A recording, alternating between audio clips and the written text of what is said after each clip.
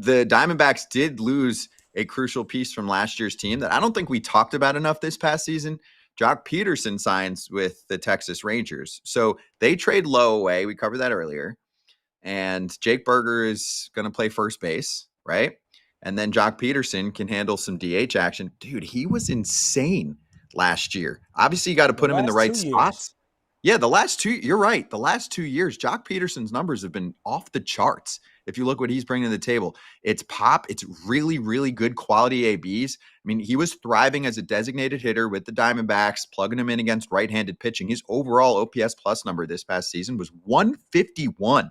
That is elite. Crazy. And listen, I remember Joc Pederson when he was in AAA about to come up with the Dodgers, and he was stealing 40 and hitting 40, right? I'm talking about athlete, just wheels, could do everything. Well, now, I will say a lot of times the good Lord puts people on this earth, Scott, and they can just hit, right?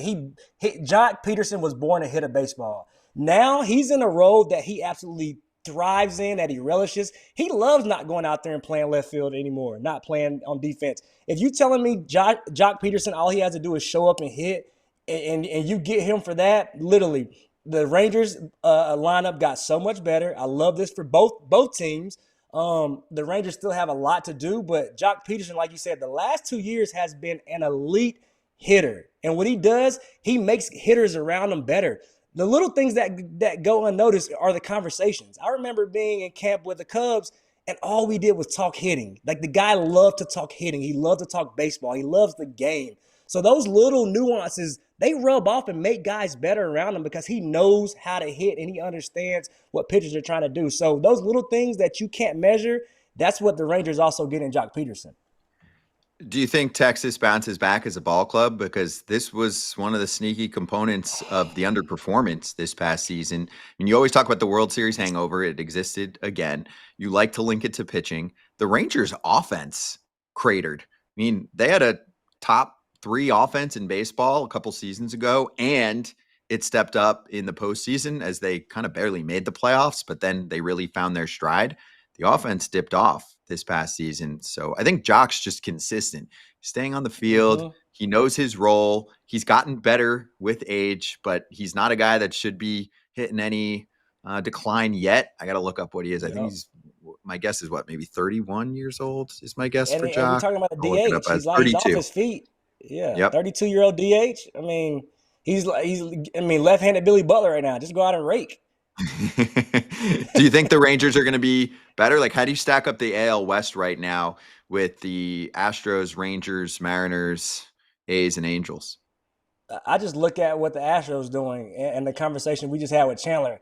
All the moves that Dana Blake are making, he's letting me know that he feels like the Astros are still the favorite to win that division, right? You talk about the lack there of offense that Seattle, has. The injuries, we don't know, what to think about the rotation when you talk about the Rangers rotation, right? Just a ton of injury health. I don't know how much better they got with this. Like you said, a little bit more consistent at the DH spot. But I'm with you. I think they still have a lot of health issues. We never know how many games Corey Seager's going to play. We don't know what's going to happen with Adolis. He's been pretty good at posting, but I think they still have a lot of holes and a lot of needs. So, I don't think they've got too much better. Now, I think that's hence why the Astros haven't been in any hurry to keep their best player or re-sign one of their best guys.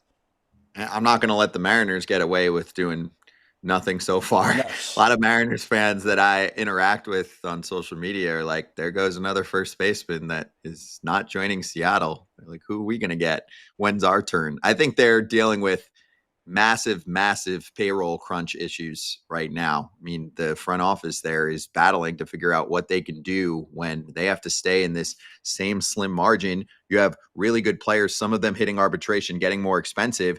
They had a bad offense for most of last season. You can't just pick it up for the last, couple months of the year. They still had the swing and miss issues. I think that offense needs a ton of work. They really haven't even started yet. There's a lot of offseason left to go, but I think that team right now is on the hot seat in terms of a front office. They're going to do stuff. It's Jerry DiPoto, but I think they have to get really crafty, and I think they're likely to trade Luis Castillo.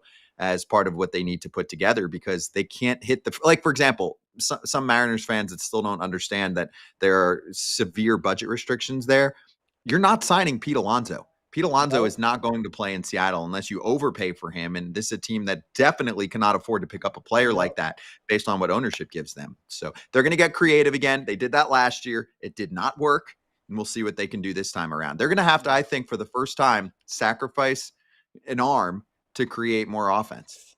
You got plenty. They've done it. That the one thing they've done a great job at is developing young arms. Listen, sometimes you got to give up a little bit to get a little bit, and I think that's the situation they're in. And you talk about getting creative. I'm just gonna be real too. I think creative for them is they need to be looking at getting more athletic, right? I think maybe put the homer. I know this might sound crazy. Put the homer on the back burner. Go get guys who put the ball in play at a high rate, that are athletic, that can use that field, right? Use those gaps, use that division. And I think that's where you start to make a shift. I think they're trying to go in, and I love Teoscar, but Teoscar didn't fit that part, even though he finished well before his free agency year. I think you have to get guys that are more conducive and more consistent at making constant contact. Hence, Alex Bregman. Not saying that, but like those type of guys, Elisa Rise, Alex Bregman, guys who don't punch out, guys who put the ball in play. That's where they're going to have to find some creativity to, be relevant in that division. 3 names I'd keep an eye on for the Mariners, depending on how they execute trades: Alec Bohm, Tristan Casas, and Luis Yes. Arraez actually fits there. Yes. Sacrifice little D at first and let the guy eat. Obviously, they need some power too, but they've got some power threats in the outfield with some swing and miss, Yes. like Julio Rodriguez, Randy Arozarena. So we'll see.